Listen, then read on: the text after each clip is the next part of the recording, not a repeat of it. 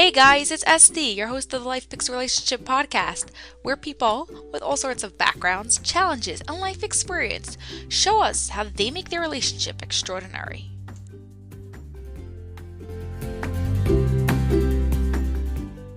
Hey guys, we're here this week with Nechama Finkelstein. How are you?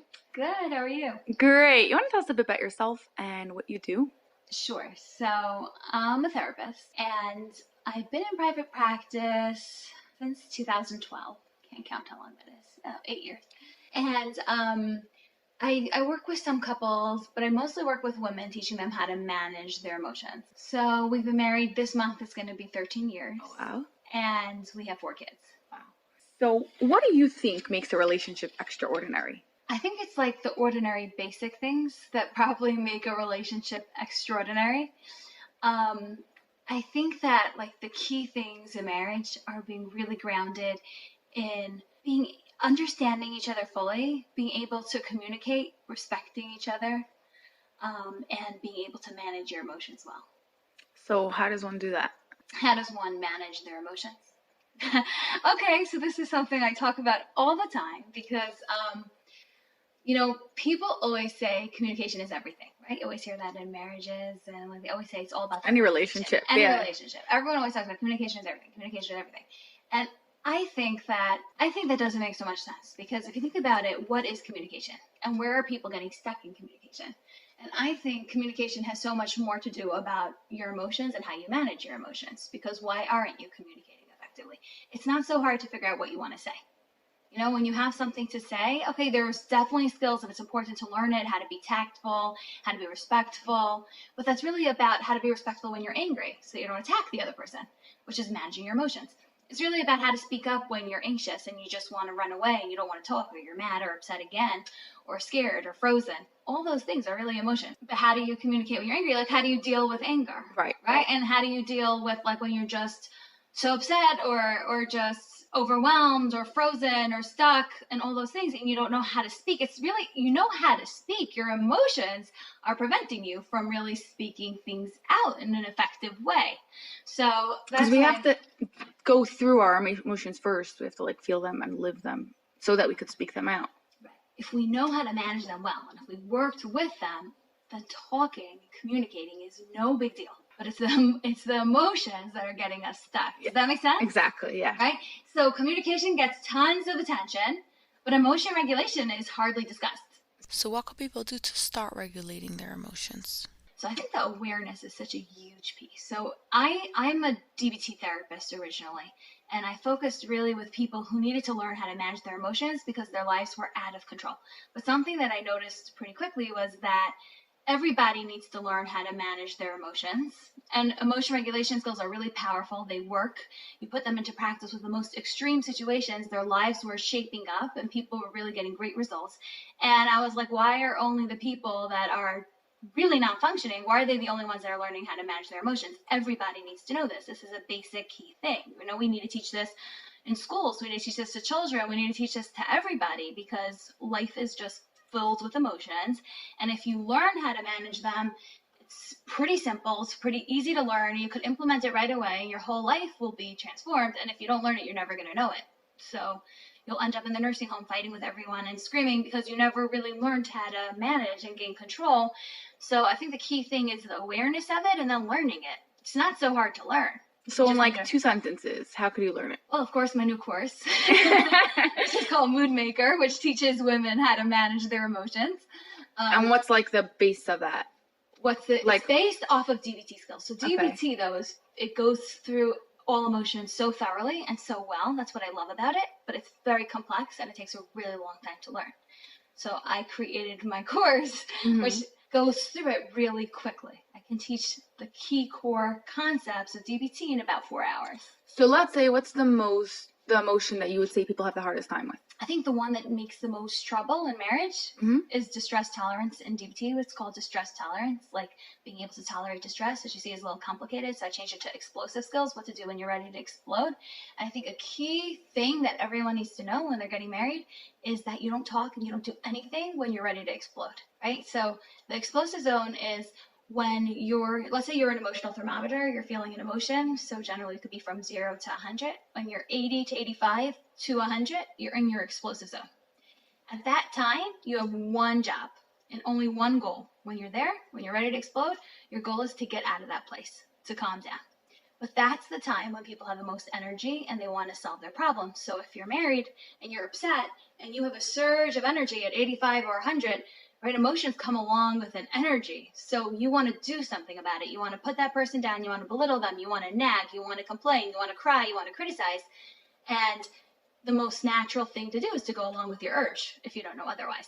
But if you recognize, okay, I'm noticing all these urges, I'm really high, I'm really explosive, it's good to recognize them, but don't act on them. Because if I talk and I try to communicate, quote unquote, when I'm in the explosive zone, I'm just making everything much worse. So I think if people just have this basic awareness that, when you're explosive, stop. Tell yourself, okay, this conversation is not going to get any place. People talk about this, the timeout. Just take a step back, relax. It's a great thing to get to that explosive zone because of awareness. So you need to know, okay, this really, really bothers me. This is something I need to discuss, but now is the absolute worst time to discuss it. And this is what I work with so many times with couples that are so stuck and that are fighting so often. It's stop communicating, stop interacting when you're both explosive. Take a step back, give yourself time to calm down. The couples that are just constantly in the explosive zone, they're really, really stuck. And they're just causing more. Yeah, because your mind trouble. can't think then. It's just like exploding. Exactly. That's exactly it. Your brain can't think. You can't function. You can't, you're not coming up with any good ideas. You're really not. Yeah. Afterwards, when you calm down and you can take a step back. Okay, so here are all the facts. This is what's happening now. Yes, the logic comes in. Like I said, here are all the facts, right? I'm noticing this emotion. I have strong emotion. I'm taking a step back. I'm also looking at some of the facts. Yeah, so what were some adjustments you had to go through when you got married? So I think one really important one that people don't realize, or we know to some extent, for me and for others, and when I say others, I mean because I work with so many women, so I discuss their marriages with them and their expectations and different things. So the huge thing is that, we grow up with these fairy tale expectations of what marriage is like. I'm not sure where it comes from. It's probably society and culture has a huge piece. It doesn't make sense. We get married, we think all our problems are going to be solved because we're marrying this prince. It's going to be amazing. I don't know why you don't think of yourself as this queen with a magic wand, but we have this prince, right? That's going to just come and all our problems are going to be done and everything's going to be great. And not enough people are talking about the real parts of marriage. Like when you said, what's extraordinary? I'm the ordinary things, right? We say extraordinary, wow, amazing. And we're not looking at basic day to day, learning how to be there for each other when you're upset or you're angry. Or I remember the first time I went grocery shopping and it really stood out because I was so upset. I was newly married. I was so excited to go to the grocery store with my husband and I was miserable the whole entire time. Because he wanted to get Ziploc bags and I wanted to get full tops. And it sounds so stupid, but that's a really big deal. Why would you spend $5 on a bag of a small bag because you can spend $2 or $3? That doesn't make any sense. What are you thinking? Right. And I just saw how different we were and how we just, right, we don't think the same way. And it was just so frustrating. It came up with so many items that he was just throwing in and that I was throwing in and we just didn't see eye to eye. And you're not ready for that. I mean, I don't think anyone talks about that you're just not going to be compatible in so many ways. There's going to be so many differences. And how are you going to work through it in a realistic, hopeful, and positive way? I mean, I do remember some comments the first year of marriage is going to be miserable. And I don't think that's helpful either. You don't need to tell everybody, okay, it's going to be horrible. It's not horrible. It's just hard work. It's not hard. Exactly. There's just a lot of differences. You're completely different people. You have these dreams and expectations that everything's going to be wonderful. And there's very good reason for that. I think about the stages of relationships. When you're dating, everyone presents their best self. And what's their best self? Their best self is, I have zero needs. My only need is to take care of you, to help you, to cherish you, and to make you feel amazing. Right. And that's how we don't even realize it, but subconsciously that's what we do. We present ourselves as someone without any needs. Yeah. Right? We're this like perfect person who's here just to be for you. Just to be thoughtful and considerate, and what do you like, and what do you want, and oh, I would never do that, and like, you know, you talk about other things that bother you. Oh yeah, how could anyone ever do that or say that to their wife or make them cry? And you just like, you know, you're just in this dream place in the beginning of your relationship where you're just both presenting yourself as not having any needs. But of course, that's not realistic. So when you actually are married and you're putting in the work, all of a sudden it's like, I have these needs and you're blocking me from getting them because we both have similar needs. I mean, trust me, we don't really do grocery shopping anymore, and whatever bags we get is completely fine. But I had that need to get the zip, you know, the fold top, and he had the Ziploc, and then it gets really more important, like, where are we going for the holidays? We can only go to one place. We can't go to two places. So if I want something, you want something else, we're both stuck. You're now the obstacle for me getting my needs met. And that's a really difficult adjustment that people have a really hard time with. So how do you suggest people view their spouse as a support instead of an obstacle? So you need to come away from that place of like me versus you and get to a team and do things that work for both of you, which comes with communication and empathy and emotion regulation and other things. And another term in DBT we call dialectics, which is not about compromise where you both don't get what you want, Yeah. you know, but trying to see the underlying needs behind each perspective and understanding both of you and what you're really trying to get, and then figuring out a way to meet both of your needs. Right, because you say you want this, but there's a really reason underneath why you really want that. Exactly. So maybe there's another way to fulfill that need. Exactly. And even things that could seemingly seem opposite, like you both want your children to go to different schools. One of you wants a big school, one of you wants a small school, and it seems like opposite. One of you are going to get your way. Well, why do you want a small school and why do you want a big school? And if one of the needs is warmth, then one of the needs is that like they're more on the ball and professional and set up with the services that your child may need. Well, how can you make sure the child gets that services, and how can you make sure your child gets that extra warmth, that attention? So there's really so many ways to go under the surface and find the deeper needs, communicate them, explain them to each other, and really have a win-win. Many times people don't even realize what their like underneath reason is. They just say, oh, I want a big school. And even if they say they want warmth or they want like professionalism or whatever else it is, not always in that situation maybe, but sometimes they don't realize like why they really want it. How do you suggest people find it? It's really about being tuned into yourself, right? Understanding your needs, your emotions, being able to express them, being able to communicate them, taking yourself seriously, validating yourself. It probably would boil down to validation, I guess. People have a hard time validating themselves. Yeah, because they have no needs. Well, that changes really fast.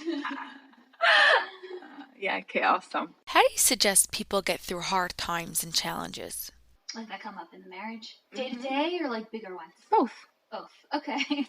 So one thing that I really try to implement a lot recently for me, like over the past year, is gratitude. And I find it's my go-to thing that I'm going to all the time, probably daily. Oh, in general, this is something that I really think everyone could benefit from. I tell this to almost everybody I work with, that if you look at relationships, you look at yourself, you look at your husband, right? Everybody has a lot of negative qualities and everybody has a lot of positive qualities. And if I'm going to just focus on the list of my husband's negative qualities or things that bother me about him, I tell you right now, I'm not going to be able to get through those challenges. Like, I'll just be in a horrible mood and I'll just really be upset about everything that comes up. But there's also a list of positive aspects. And if I focus on the positive and I stay there, then I would feel so grateful and lucky to have my husband. And the same with ourselves and with our kids. Like, if you focus on everything you're doing wrong, you'll have a horrible self-esteem and you'll feel like the biggest failure. And if you focus on the positives that you have and put your attention towards that, you'll feel great about yourself. So it's really a choice, I think, in many ways, to focus on the positive aspects that are there instead, and get your head away from that list of negatives. You focus it. The more you focus on it, the more you'll notice positive things. You can get so stuck. So I've been really shifting to trying to really go into gratitude, because I notice that it works and it's so powerful. So when I get upset about different things, I try to just redirect to positive, and what are things that I'm grateful for and what are things that I appreciate. It's not that I'm not noticing the negative, but I'm not going to choose to stay stuck in the negative. And the more that I focus on gratitude for things that I have, or for what I'm taking for granted and what I appreciate, the happier I am. So that I think I can rely on almost all the time. It's like the more you practice gratitude, the more it builds up that muscle, and the easier it is, and then the 100%. further I'm taking it. So Right. like recently I decided, okay, I'm gonna be grateful for everything that goes wrong today. Because people spend so much of their lives, and I realize for myself also, like, we're getting so much airtime to the negative, like the small, stupid things, not big things, like a rescheduled meeting, or my daughter's sick and home from school. Like, small things could really take up so much of our attention and energy, and I don't want to be that person that's just day after day Just complaining and only negative and complaining or negative, or not even saying it to other people, but inside feeling like yuck and negative about small everyday things that like are so insignificant in the big picture, and there's so much positive there. Like, why am I just focusing on those two Yeah, things we get very that don't caught work up out? in like the little details instead of like remembering like the big goal of like The big picture of everything that's why we're working here, out. what we're doing, exactly. Yeah, of life. Like, there's so much potential, there's so much beauty in each day, and we're focusing on like, that like something ripped or something didn't work out exactly the way I wanted, so it just doesn't make sense. So when I was thinking about that, I just keep on going back to gratitude and making it bigger and more meaningful and more important. And then the more I invest in gratitude, the more I see changes. So that's a huge, huge thing. And then there's another thing that I do, and this is when I'm really, really stuck. Like for a bigger thing you're talking It about? could be a bigger thing. It could sometimes be small things, like a small thing that I'm just pushing out of the way. Probably wouldn't do it. It'd probably be a little bigger, actually. Maybe it's a smaller thing, but I'm more stuck about it. Like, I'm like, what should I do? I can't. Well, for you, this. it's bigger because you're more stuck in it. Yeah. Right. And I look at what do I have to change and what do I have to accept. And there are certain things that I can't change no matter what. Like, different values that I have, that my husband's different. I can't change his values. I can't get him to see eye to eye on me, and that's fine. I have to accept that. We may be different. We may have some strong differences. And then there are times, though, that even though technically we're different and somewhat I need to accept it, I still need to push for change. Like, it's not okay. I tell myself I need to put my foot down. I need to put a limit here. I need to make sure that something changes. And most of the time, though, we're really doing both, right? It's like, how much of this could I change, and how much of this do I have to accept, and which way am I going more towards? Right, but if we're not like conscious on it, it becomes one big mush. Right. I think that's a huge thing. Like, instead of being a mush, you find like two strong ways to really get unstuck. Right, like this I know I for sure can change, but this I could do to make it change. So like you stop focusing on that and you focus on what you could change. Yeah, exactly. So I find that that's super, super powerful and helpful anytime I'm stuck. And I'm like, and the way I thought of it first was like, what would I tell someone else who's really stuck? Right? It's like, well, what can you do? Yeah. Mm-hmm. What can you do? And what can't you do? You need to know both of those. Yeah. You have to be aware. Yes. What are you grateful for that you knew before you got married? Okay, so before I got married, I did some undergraduate classes on psychology, and I learned about communication, and I learned different skills that I'm so grateful that I learned them before I was married, because I think so many people come into marriage without skills. And I know my sister-in-law told me once, she was like, my first time I got into an argument, I thought I was getting divorced. That was it. Like, you don't argue. But I felt really prepared in my classes where we discussed communication and we learned skills to communicate. And I knew it was so important. So I read and studied workbooks before I got married on communication for couples. And when I got married, I kept those communication books in the bathroom so that my husband should learn it as well. And did you read them? And he read them just enough to know what I was doing wrong. But then he said, like, he's not really reading it. He doesn't really know. But I think it definitely was very helpful because it gave that whole awareness to there's something called communication. Yeah. Right? There's something called arguments where what you do is you communicate, right? So I think it was just helpful to know that in the first place, and I think that took me away from that mentality of fighting. Like, and this is something that I believe in always. I'm always like, I don't like the thought of a fight, because a fight is like, it's me against you, so I don't want to fight. Can I say that I never had one fight? I don't know if I could say that, but very, very infrequently. Because to me, fighting is when we're against each other, and disagreements are like, we both see things differently, which is natural, normal, happens all the time. Yeah, if you won't great. disagree, then like you won't have your own opinion, and it won't be you. Like Exactly. So I'm all for disagreeing, and I disagree very often, and I enjoy disagreeing because, like you said, I'm me, you're you. We see each other differently. As long as we can talk about it, we're good. exactly.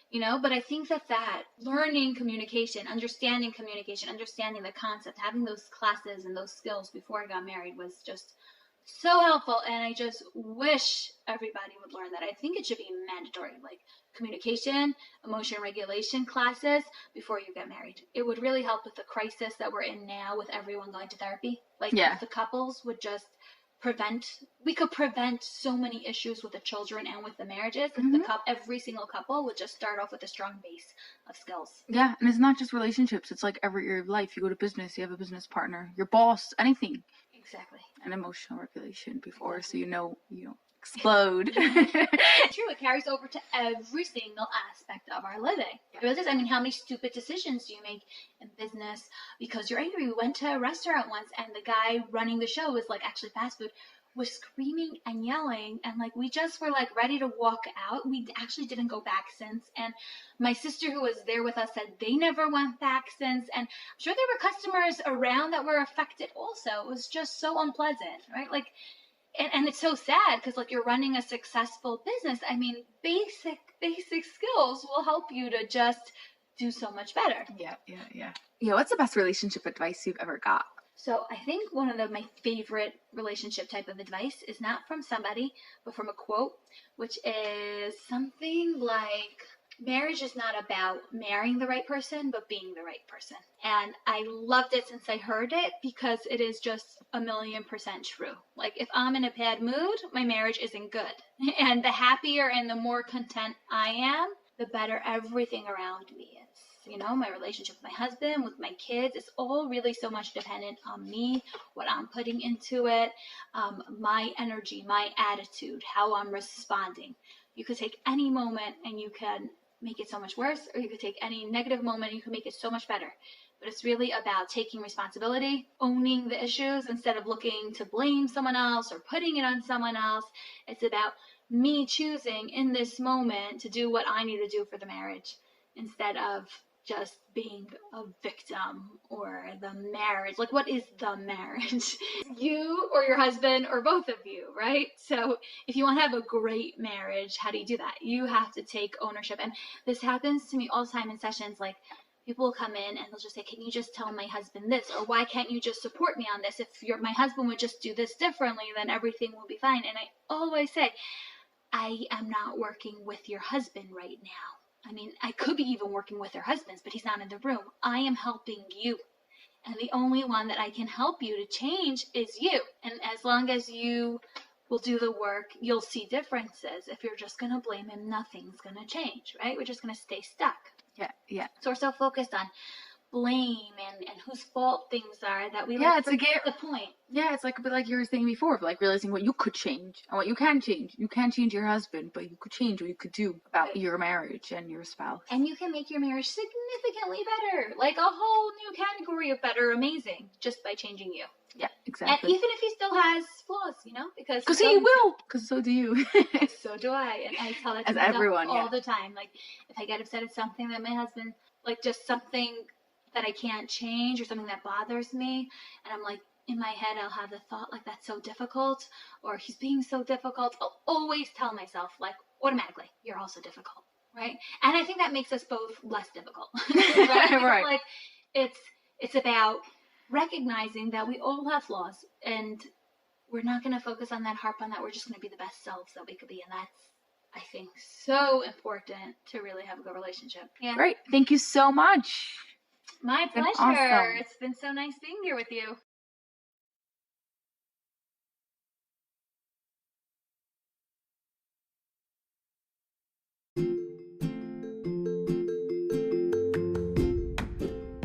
Thanks guys for listening.